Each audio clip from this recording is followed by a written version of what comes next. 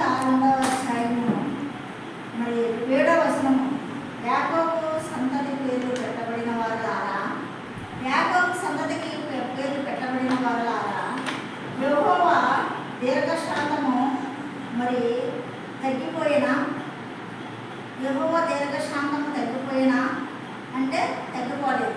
ఎందుకు తగ్గిపోలేదంటే యథార్థవంతుల పట్ల ఆయన దీర్ఘశాంతము గలవాడు కాబట్టి ఆయన పేర్లు పెట్టబడిన ఆయన బిడ్డలకు మరి ఎప్పుడు కృపాక్షేమము సమాధానము కలిగించిన దేవుడు. కాబట్టి అలాంటి బిడ్డలు యథార్థంగా ఉన్నప్పుడు ఆయన యొక్క కృపాక్షేమాలు సమాధానం ఇచ్చి దీవించే దేవుడు. అయితే ఆయన మాట మరి విన్నప్పుడు యథార్థముగా ప్రవర్తించే వారికి నా మాటలు క్షేమములు కదా.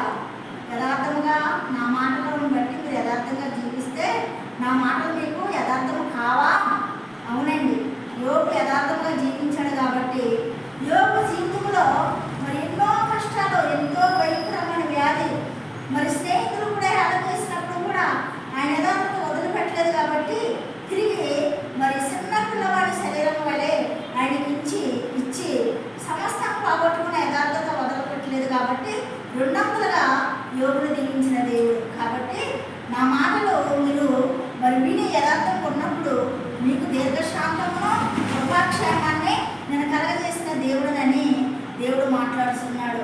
అదే రీతిగా ఎవరైతే దేవుని యందు యథార్థముగా ప్రవర్తించి ఆయన మాటలు కైకొని ఆయన మాట చొప్పున జీవిస్తారో ఆయనకి ఎల్లప్పుడూ ప్రయాణాల్లోనేంటి, మరి గృహంలోనేంటి, రాకపోకలు ఏంటి, మరి ప్రతి సమస్యలో కూడా మనలను తప్పించి క్షేమం ఇచ్చి కృపాక్షేమాలు ఇచ్చే దేవుడు. కాబట్టి మనము ఆయన యొక్క మాటలో యథార్థత ఉంది కాబట్టి, ఆయన మాటలో శక్తి ఉంది కాబట్టి, ఆయన మాటలో స్వస్థత ఉంది కాబట్టి ఆ యథార్థత వదిలిపెట్టుకోకుండా ఆయనతో జీవించే వారంగా ఉంటామండి.